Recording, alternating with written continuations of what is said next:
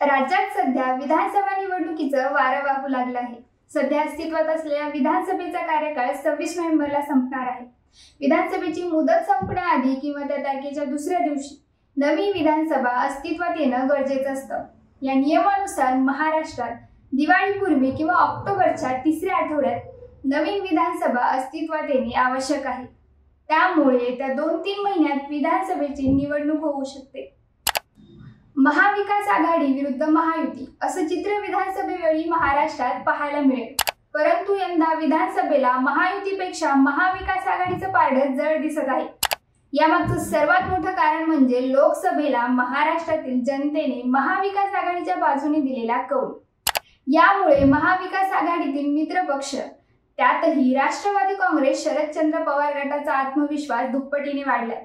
त्या दृष्टीने शरद पवार राज्यात सत्ता बदलाचे वातावरण तयार करत आहेत।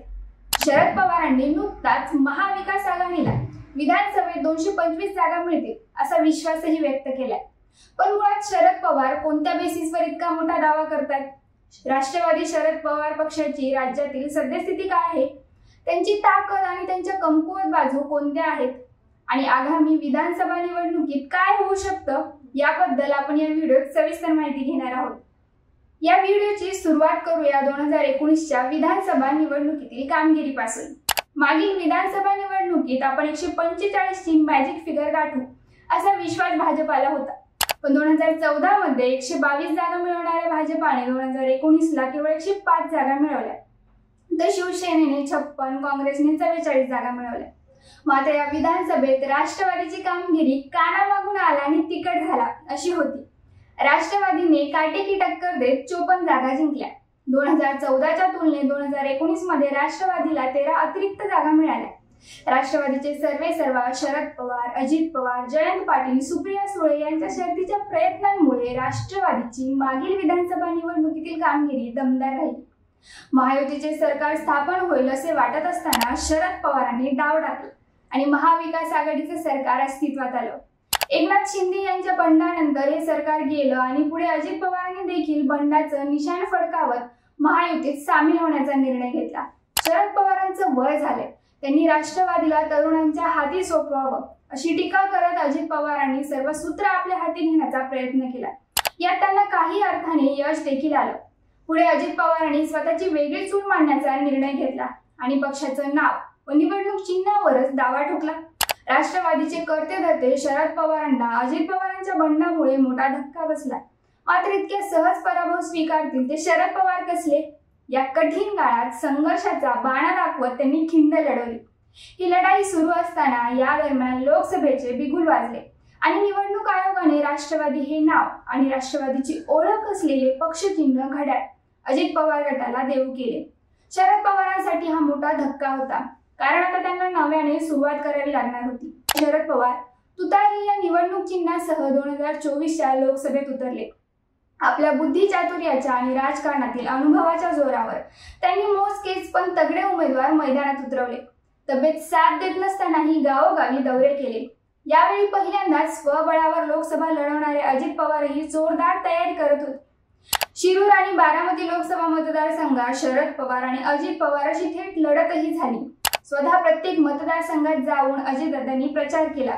केंद्रातील मोठ्या चेहऱ्यांना अजितदादांनी आपल्या उमेदवारांच्या प्रचारासाठीही बोलावलं। पण गद्दारीचा ठपका बसल्याने अजित पवार लोकसभा निकालावेळी सपाटून खाली आपटले। तर दुसरीकडे सहानुभूतीच्या जोरावर शरद पवारांनी 10 पैकी 8 उमेदवार निवडून आणले।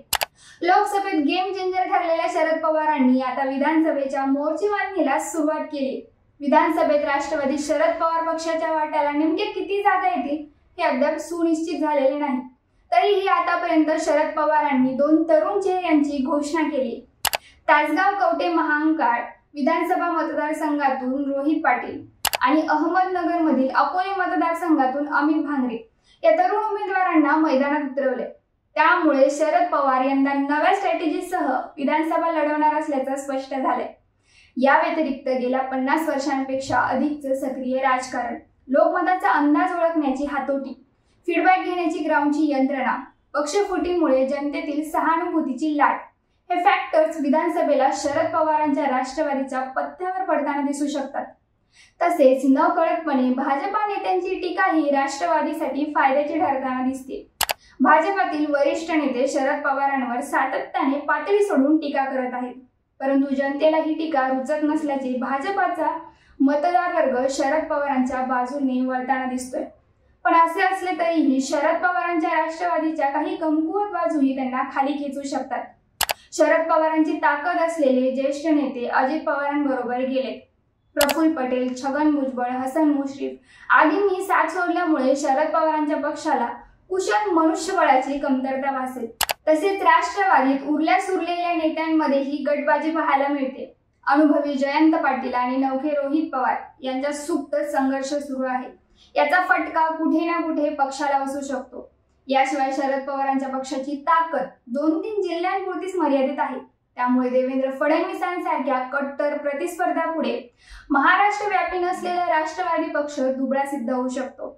मात्र वस्ताद हा वस्ताद असतो हे वेळोवेळी दाखवणारे शरद पवार या विधानसभा निवडणुकीत राखीव डाव टाकत विरोधकांना आसमान दाखवणार, याबद्दल त्यांच्या समर्थकांना विश्वास वाटतो। आगामी विधानसभा निवडणुकीत शरद पवारांची राष्ट्रवादी अद्भुत कामगिरी करेल का हे पाहणे औत्सुक्याचे ठरेल। तोपर्यंत व्हिडिओ आवडल्यास लाईक आणि शेअर करायला विसरू नका। धन्यवाद।